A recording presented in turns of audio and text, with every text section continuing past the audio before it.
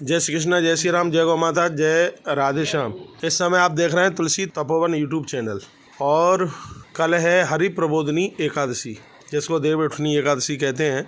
और इस एकादशी की इतनी बड़ी महिमा है, पद्म पुराण में लिखा हुआ है, सुमेरु पहाड़ के बराबर भी यदि किसी के पाप इकट्ठे हो गए हों तो हरि प्रबोधनी एकादशी का व्रत करने से वो सब समाप्त हो जाते हैं। पद्म पुराण के अंतर्गत वर्णन किया गया है, भगवान कहते हैं 3 चीजें मुझे अति प्रिय हैं, कार्तिक का दीपदान, माघ का स्नान और एकादशी का व्रत। तो एकादशी तो बहुत बड़ा व्रत है, 3 दिन में पूरा होने वाला एकादशी का व्रत। दशमी की रात को भोजन नहीं किया जाता, एकादशी को एक बार फलाहार किया जाता है और द्वादशी को एक बार ही भोजन किया जाता है। देवउठनी एकादशी बड़ी एकादशियों में से एकादशी है। भले ही आप एकादशी का व्रत नहीं करते हैं तो भी आप हरि प्रबोधनी एकादशी, जो कि कल 4 नवंबर को है, इस व्रत को आप जरूर कीजिएगा। 4 महीना भगवान राजा बलि के यहाँ रहते हैं। बलि को यह सौभाग्य भगवान के द्वारा मिल गया, ये न बद्धो बलि राजा दानवेंद्रो महाबला तेन ताम्न बदनामी रक्षे माचल माचला। भगवान ने कहा था राजा बलि को, तेरा नाम लेकर के जो भी कोई हाथ में ब्राह्मण से कलावा बंधवाएगा उसकी आयु बढ़ जाएगी, उसकी उम्र बढ़ जाएगी। वामन पुराण अंतर्गत इन सब बातों का जिक्र किया गया है।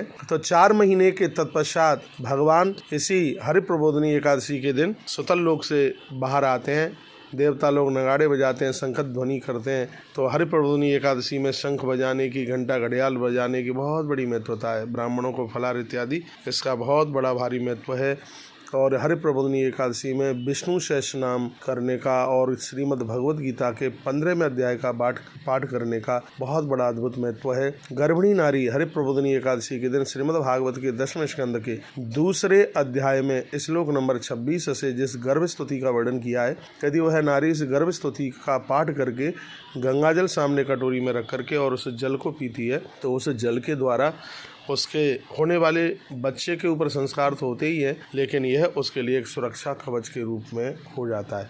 तो ये मैं आपको हरि प्रबोधनी एकादशी के बारे में जो कुछ बातें मैं आपको निवेदित कर रहा हूँ, इसमें आप ज़रूर इसको आप स्वीकार कीजिए। इसमें लक्ष्मी नारायण भगवान के चरण अपने घर में बनाए जाते हैं, गौ माता के चरण बनाए जाते हैं, ओखली में दिया रख करके और बांस की डलिया पूजन करके, और फिर घर के 5-7 जो सदस्य हैं वो उसको उठाते हैं और भगवान को कहते हैं कि हे प्रभु, हम आपको जगा रहे हैं, आप जागृत होइए, उठो देव, बैठो देव, बावनियाँ चटकाओ देव, ये सब बातें उसमें बोली जाती हैं। ऐसा स्वयं सिद्ध मुहूर्त ये है। देखो शुक्र अस्त चल रहा है इस समय, और जब शुक्र अस्त होता है, तारा डूबता है, तो उस समय विवाह नहीं होते। लेकिन हरि प्रबोधनी एकादशी का एक ऐसा मुहूर्त है, कोई भी कहीं से भी किसी भी प्रकार का विवाह का मुहूर्त न हो, हरि प्रबोधनी एकादशी में यदि बच्चों का विवाह कर दिया जाता है तो वह अपने आप में शुभ होता है।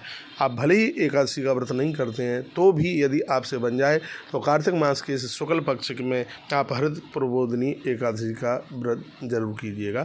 आपका बहुत बहुत धन्यवाद। वीडियो आगे जरूर भेजिए जिससे लोग लाभान्वित हों। तो यह कल का दिन आप फलियार के साथ में निकालिए। विष्णु सहस्त्र नाम का पाठ वो आप नहीं कर सकते हैं तो ओम नमो भगवते वासुदेवाय इस 2 अष्टाक्षर मंत्र का जप कीजिए, बहुत आनंद की अनुभूति होगी।